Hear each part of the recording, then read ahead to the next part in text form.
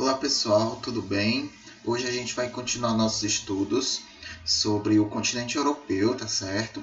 No caso de hoje, a gente vai ver os aspectos econômicos da Europa, ok? Então a gente vai estudar setor por setor da Europa, como é que se desenvolve cada setor ao longo da história, né, no continente europeu e as suas implicações no atual momento em que a gente vive. Então a gente começa com o setor primário, né, que relembrando sempre, se trata da agricultura, da pecuária e do extrativismo.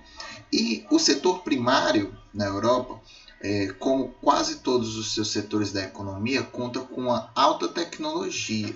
Okay? Então, a tecnologia utilizada nesse setor da economia também vai ser bastante alta, o que vai influenciar a forma como essas atividades vão ser feitas. No caso da produção agrícola, vai variar bastante de acordo com o clima. A gente viu em aulas passadas que o clima na Europa ele varia bastante. Então, de acordo com climas mais frios, a gente pode ter produções, por exemplo, de uva, ok? Já em climas mais quentes, a gente vai ter produção de frutas cítricas e assim sucessivamente. Então, a produção agrícola ela usa bastante tecnologia e, assim como a pecuária, ela acaba sendo insuficiente, ok? Então, diante de um território relativamente curto da Europa, essa produção, tanto agrícola quanto pecuária, é insuficiente, o que faz com que a Europa tenha que investir bastante em importação. No caso,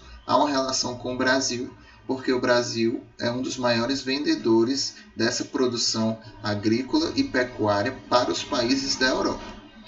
Quanto à pecuária, ela também, assim como a agricultura, ela vai ser intensiva, então ela vai utilizar bastante a questão da tecnologia.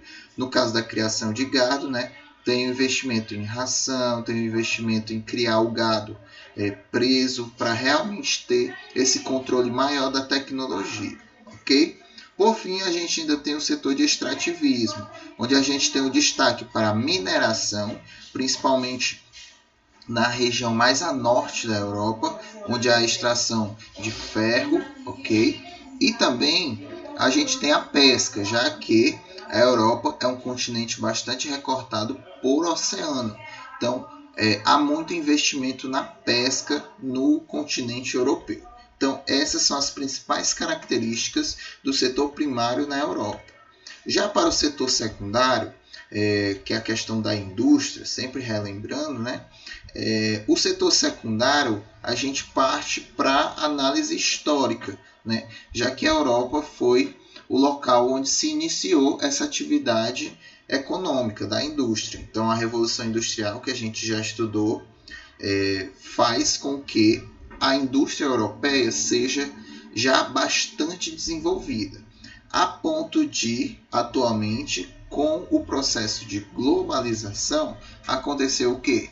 Muitas dessas fábricas migrarem para serem colocadas em outros países, onde esses países vão ter um salário menor, o que faz com que essas indústrias tenham um lucro maior. Então a Europa, hoje em dia, concentra poucas fábricas. No caso, a maior concentração vai ser dos centros econômicos dessas indústrias. Então, as fábricas vão ser colocadas em outros países, porém o dinheiro, né, o centro econômico dessas fábricas, dessas indústrias, ainda vai estar bastante concentrado na Europa, o que vai fazer com que esse continente continue bastante desenvolvido.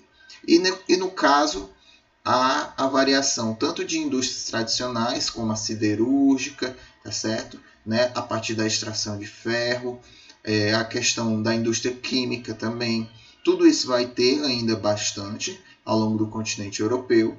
Porém, hoje em dia há um maior investimento na indústria de alta tecnologia, principalmente ligado à informática. E aqui no mapa a gente vê as principais áreas industriais da Europa, ok? Onde a gente já viu que elas são bastante interligadas tanto por rios como também ao longo da história pela malha ferroviária, que são os trens.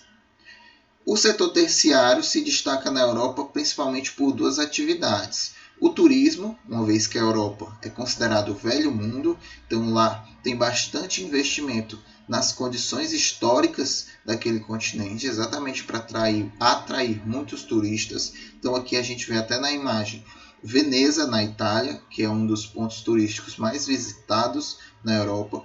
Mas além de Veneza, a gente tem também vários outros pontos turísticos, ok?